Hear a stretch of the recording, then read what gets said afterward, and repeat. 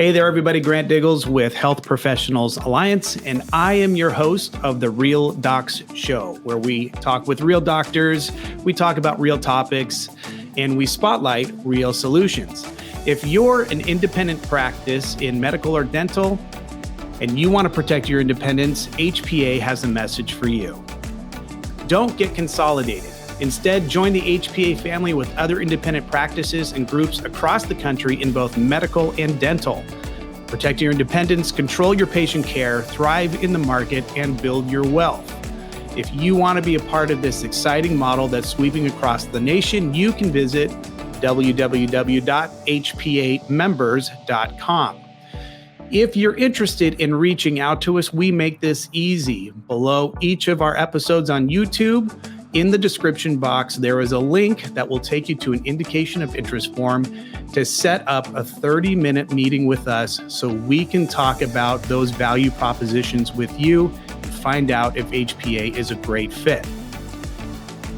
Today, we are speaking with a dentist that has been in a DSO, started her career in a DSO, found that it wasn't the right fit for her, and decided to transition into independent practice. So we're going to learn about her experience in the DSO and listen to the reasons why she made the decision to transition into independent practice. So let's get started.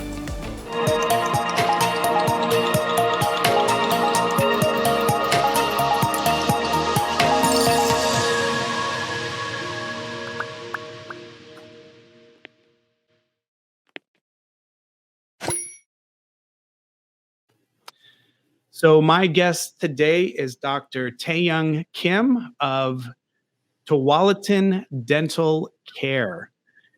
Dr. Kim, it is a pleasure to have you on the show. Thank you for joining with me today. How are you doing this morning? Good. How are you, Grant? I feel very, very energetic and very excited to have this conversation with you. So, Dr. Kim, you have a very unique experience that I think will bring a lot of value to dentists out there. You know, there's a lot of DSO action happening across the country. And, typically what we're seeing is dentists who are considering DSOs, and they have already been in independent practice, but you did it a little bit differently. So you started in a DSO and spent some time there, had your experience, and then decided to transition out. So before we talk about that experience, why don't you share just a little bit about yourself, and then we'll jump into the content. Hello, everyone. I'm Taeyoung. I am a GP. I graduated from NYU, been practicing for about 10 years. I've been to 3 different DSOs and then 1 private practice before I bought my practice. So I've been working for about 10 years, but as a private practitioner, or I own the business for about 5 years now. Currently, I own a practice that has multi-doctors in Tualatin, Oregon, and it's been great. I was really happy to have you on the show. And when we decided to start Real Doc Show, your name was one of the first that came up from everybody here. And it's like, oh, you got to talk with Dr. Kim about her experience. And it truly is a unique one. Now, just for clarification reasons, you got out of school and you went directly into a DSO. Is that right? I graduated from New York, and then my family decided to move to California. And California was really saturated city.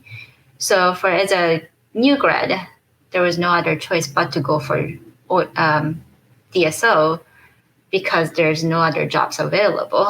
So even for DSO, it was really hard to get in. But I had a good chance to get in to one of the DSO. And then, that's how I started. Was it partly because that's what was available, or was there also like, hey, I don't know enough about business yet to like go out and like start my own thing, get the overhead that I'm going to be taking on and all of this infrastructure? So was part of the reason to come into a DSO early just because they had infrastructure for you and they provide you the management and was a good place to cut your teeth? Was that one of the elements that impacted your decision there? I think almost every dentist understands, in dental school, there's nothing about business. So people don't teach, how the business goes. And then once you're in the real business world, I'm like, oh my gosh, so what is this? This is a whole new world. Mhm. So when we're in dental school, usually DSO comes by and they present themselves, as the best place to work. Of course, we don't have any idea. So that's the only thing we know. Of course, we hear about the private practices, but it doesn't really, there's no opportunity out there. Okay. So, and everyone says, you start with the DSO. That's how I just jumped into DSO. And I was glad that I got an interview and got a job. So even in California, it was just almost no opportunity, but just to go into DSO. I did approach to private practices before, but no, there was just no opportunity there. So it really just kind of organically happened. The opportunity was just what the opportunity was. And so here you are. I didn't know you were in 3 different DSOs, and specifically who they are doesn't really matter. But, let's talk about early on in your career with the DSO. Let's talk about the good stuff first. So what were some of the things about the DSO that you did like that? Did you feel like they kind of gave you a leg up in your career to kind of get moving and learn? Or I guess it doesn't matter if you're in dentistry or any other job. In the real life, the stuff that you learn from school is not everything. That could be possibly like 5% of what you will be doing. So it was a really good experience for me to just start learning about how to treat patients, how to deal with the patients, and also even for like experiencing more opportunities. More experience with more cases. So that was a good start. And also it was a good experience for me to learn about the business side of it as well. sometimes a DSO or an MSO is a good fit for a doctor, right? For you, obviously, it gave you a leg up. You got to learn in an environment where it was all kind of set up for you. So you didn't have to like recreate the wheel and start those things on your own. So that is really good to hear that you were able to utilize that as a solution to kind of bring your career into reality. Mm-hmm. So aside from like the infrastructure of the DSO model and some of the things that you liked about it, I mean, ultimately you made the tough decision to kind of go out and be independent. That's a big transition, a big decision. So let's talk a little bit about your experience in the DSO and the things that you didn't like. Like, what were some of the things that kind of pushed you to the point where you're like, this isn't for me? So when I got the first job, it was a whole new experience as a new grad. So in the DSO, they do have multiple levels of management. So the interview process is multiple interviews, and even after you get a job, there's more involved with the business side of it. So they watch you, they control you, what to say and how to act in front of the patient and what to do. It's not about, there's no autonomy of the dentistry. So okay.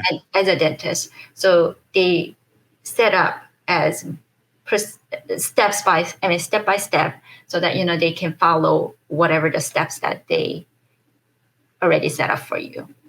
And there are multiple meetings that you have to go to as a staff member, and doctor's meeting, and also just almost every other week you have to go for these mandatory meetings.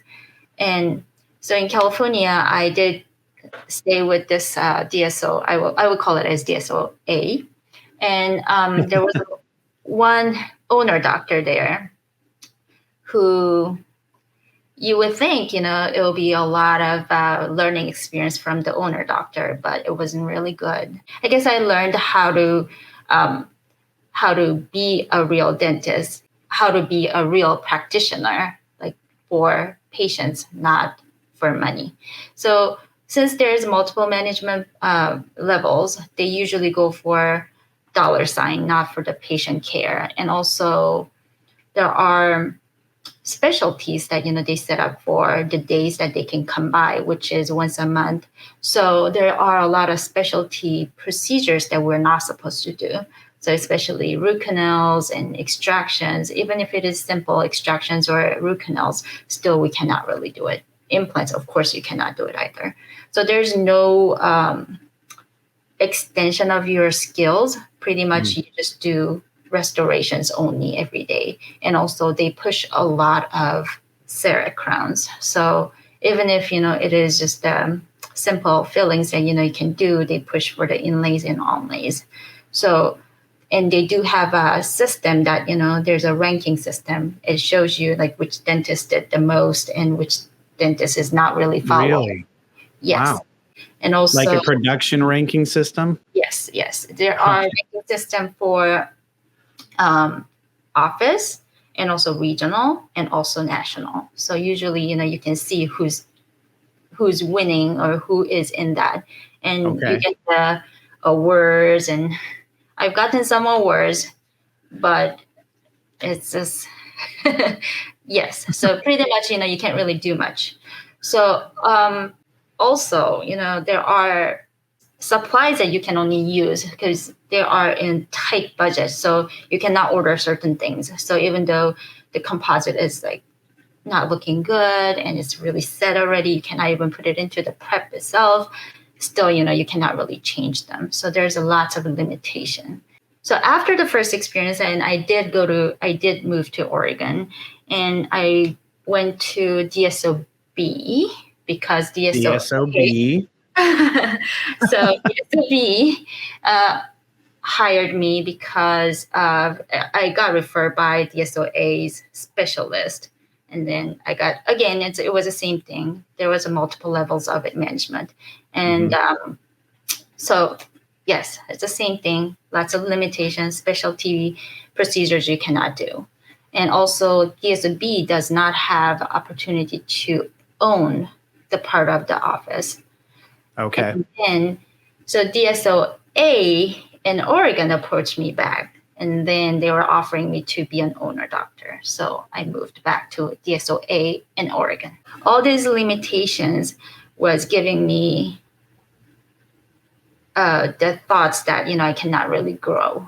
So, and also I have to attend all these meetings. There was lots of time, that personal time that I had to put out too. So, and then I was getting more regret because all these multiple levels of management, they were coming from non-dental background. So it was really hard to communicate with them. So they just look at us as a dollar-making worker, not dentist. Finally, I was about to sign for ownership, which is the 49% of the whole ownership, but pretty much, the majority owner is the corporate, not the doctor. So we cannot really say much. And also the production percentage was not really different from as an associate doctor either. So there was not a huge benefit. Yes, you will have more to say, but not a lot of difference. And at that time, another owner doctor from a private practice approached me with the partnership opportunity. So I just exited from the DSO. It sounds like the biggest difference for you in making this transition was the fact that the DSO was really more focused on production. It was more focused on the bottom line. They probably gave you, basically a list of things from instruments and other things that you can use because they have contracts for the best price for those things. So it's like, well, if I want this type of pick or whatever it is that you want, they're like, well, that's not what we do. So you're using this brand, and everything was really about just the bottom line. So it was kind of a money-driven corporation, right? Which, that's what corporations do. But it sounds like the biggest contrast is that if we could really simplify it, it was like, okay, DSOs were about the money. And, based on what I'm hearing, and correct me if I'm wrong, it wasn't really necessarily about the patient care. It wasn't about the opportunity to connect with the patient on a personal, in a personal way. And then, of course, it's kind of sound like even the way they were wanting you to relate to the patients was kind of scripted or canned in such a way. It's like, hey, this is our brand. This is our image. This is what we do. there's no self-expression. Here's your script. This is how you treat patients. And we're on a tight budget because we're really driving the bottom line here. So it even sounds like even if the outcome for a patient wasn't something you were very happy about, they're like, don't fix it because that's just more money out of our pocket to fix that. And it's good enough, right? I'm kind of filling your mouth with words here a little bit. So, correct me if I'm wrong, but that's kind of what I feel was happening. And that led to just a lot of dissatisfaction for you. Is that you're like, okay, this is. No, I would say it's not about like, I would say it's more of the over treatment. So it's not like not treating the patients right. I guess it is not treating the patients right. So it is a little bit more of the over treatments. When the fillings could be adequate enough, you are forced to do more treatments that cost more than twice or three times of the filling cost. So which would ultimately end up going to the patient, right? That cost. Yes. Okay. So now there's, kind of going back to the money thing. Now the costs are kind of going up for the patients too, right? So, so you segued us into the next question. So you kind of went through this season DSOA, DSOB, then back to DSOA, where they offered you 49% ownership in whatever. Like, we don't need to get into those details. That's not controlling share. So it's kind of like, oh yeah, 49%, but we still make all the decisions, right? Because we're 51. So simple enough. So you are unhappy with the situation and you're like, okay, there's some things about me that I want to express to my patients. I want this independence. I want to call the shots. And so tell us about this transition. So you mentioned that an independent doctor reached out to you here in Oregon and invited you into the possibility of joining forces with them. So can you tell me a little bit about that story and how that went for you? So I was getting regrets after being with the DSO for about a little over 3 years, about 4 years or so. I couldn't really talk to the management, even though there is autonomy, a little bit of autonomy, but because of the limitation of the supplies and also sources, pretty much, you just stuck with, doing whatever the management was doing.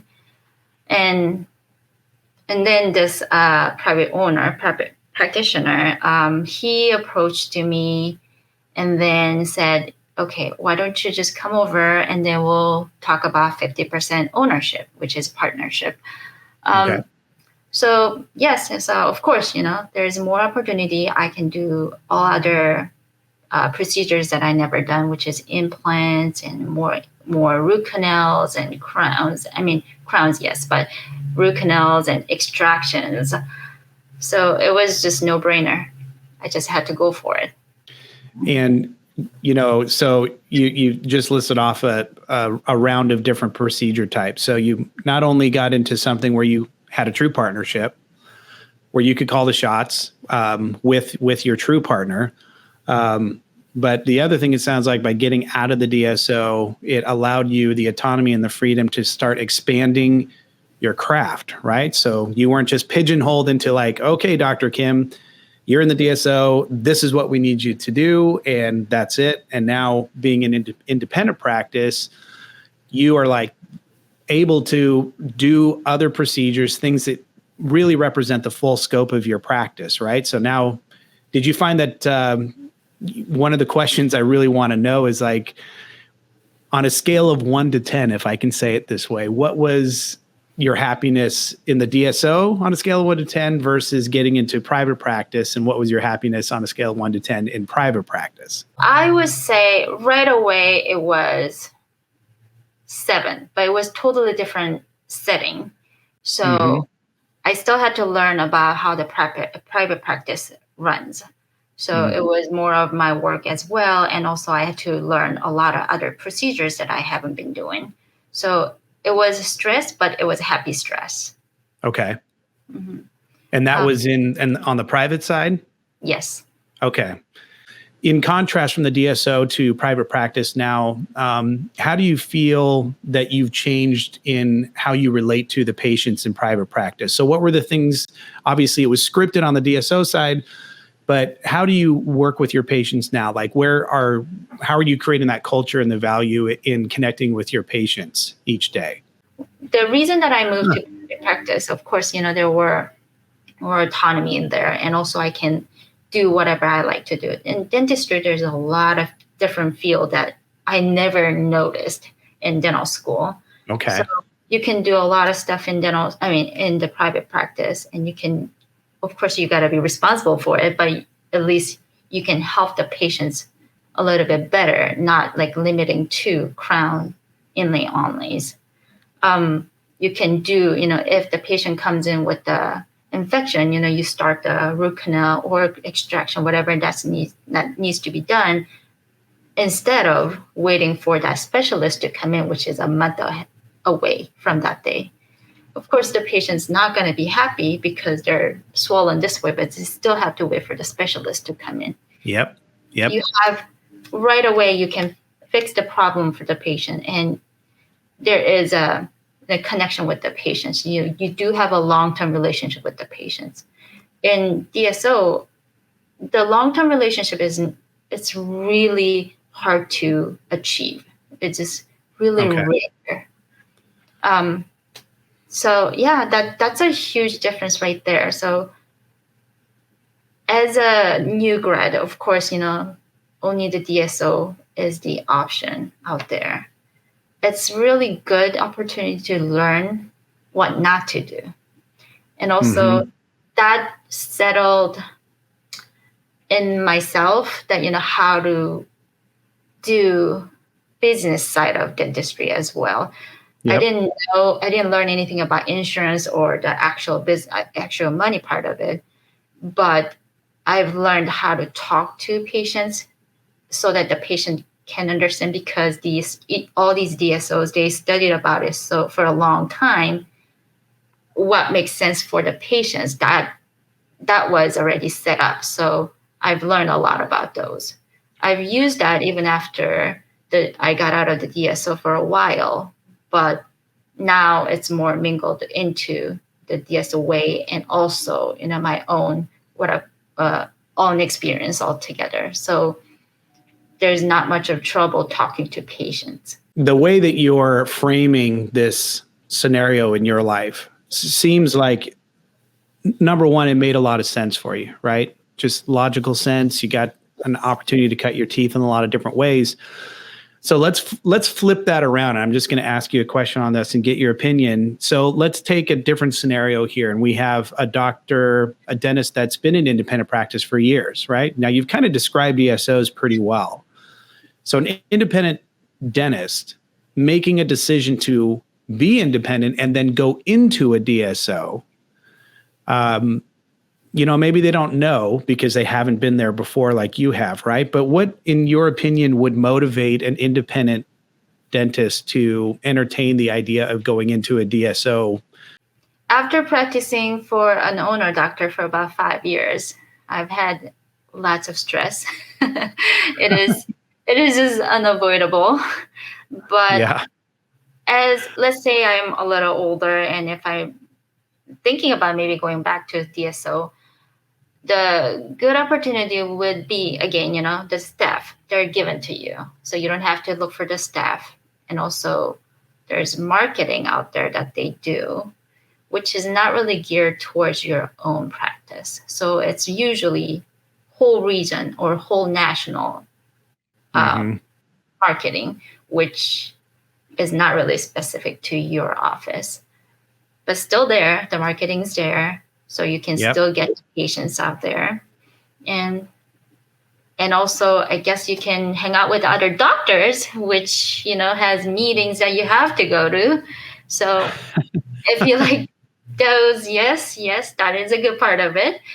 For dentists, that value relationship is a big one, right? So for you, I would imagine in the DSO world, you probably saw some reoccurring patients come in that you treated, but did you find that most of it was like new faces most of the time?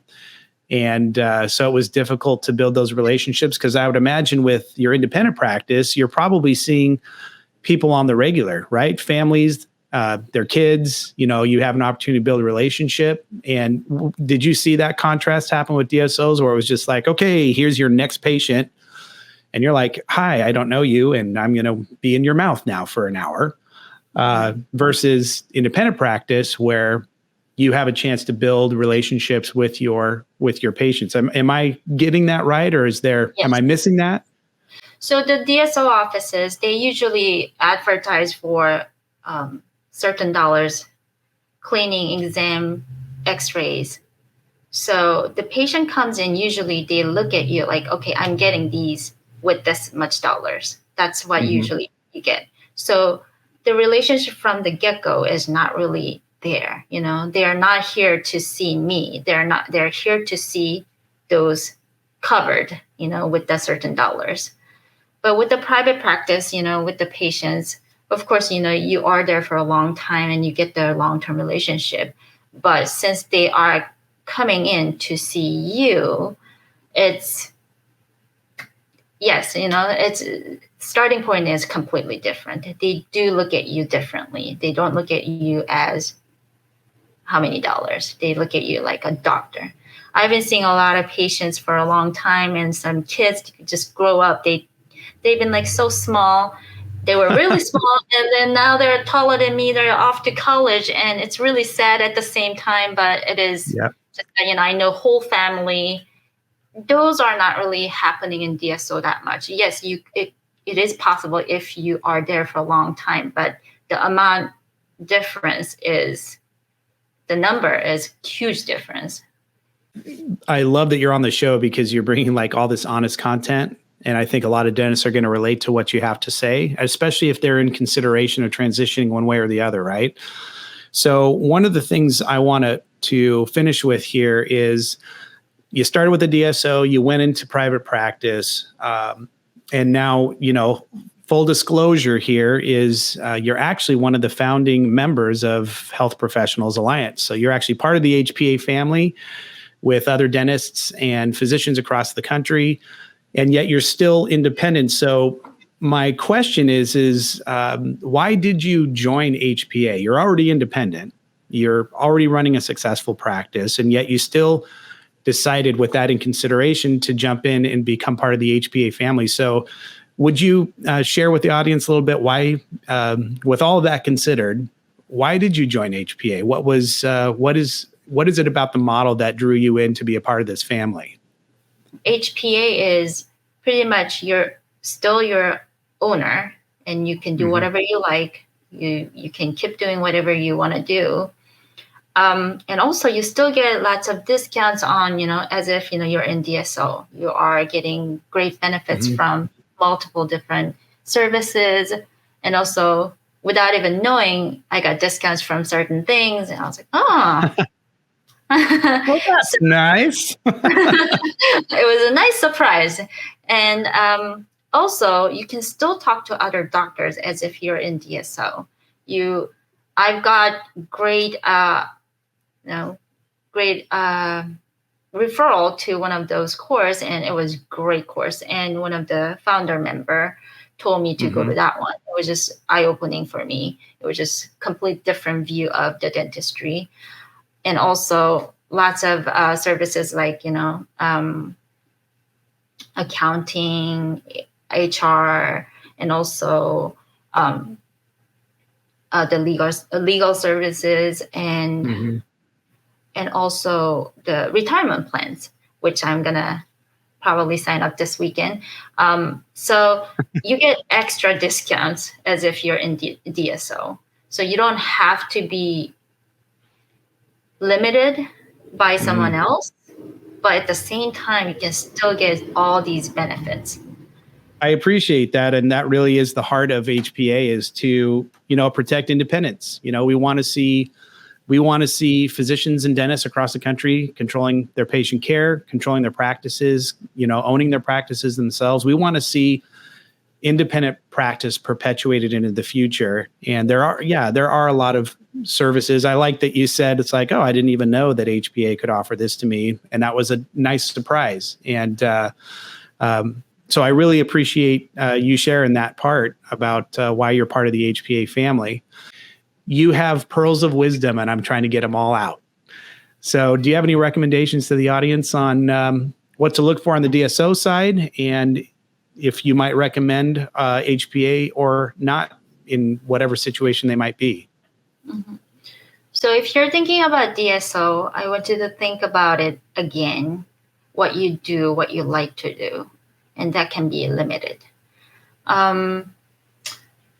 If I understand, everyone's having lots of stress, just being an owner doctor is not really easy. It's a lot of different stress that, comes to you. Everything is on your shoulder, but you have to think about which one's better. You want to be a little bit of stress, but, limiting yourself for everything, or you still have autonomy. And also at the same time, if you want to sell it, you can sell it anytime. It's if you sell it to DSO, then you can't really go back. Usually they do have a limitation of being in there for at least 2 to 3 years. That's what I heard before. So Okay. 2 to 3 years. I don't know if you want to do that. So with the HPA, there's an opportunity to invest as well. So you can think of it as a retirement plan as well. And you can still get the benefits of all the things that you can get from DSO as well. So just think about it one more time. Well, I appreciate it very much, Dr. Kim, and I really appreciate you taking the time out of your day to be on the Real Doc Show with us. If you are interested in learning more about HPA, we want to invite you to go to hpamembers.com to check us out on the website. We want to continue to grow this family. We want to continue to help independent practices thrive in the market, build their wealth, have the services and resources they need at discounted prices to continue to expand their bottom lines. But the biggest thing is we think patient care is best in the hands of independent practices, where they still can make a dollar, but at the same time, they can connect with patients, they can have relationship, and they can have a fulfilling experience. So, Dr. Kim, thank you for being on the Real Doc Show today. I really appreciate your time. You were wonderful.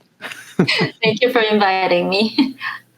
Absolutely. Well, that concludes our Real Doc Show for today, where we talk with real doctors. We talk about real topics, and we spotlight real solutions. Thanks a lot, Dr. Kim.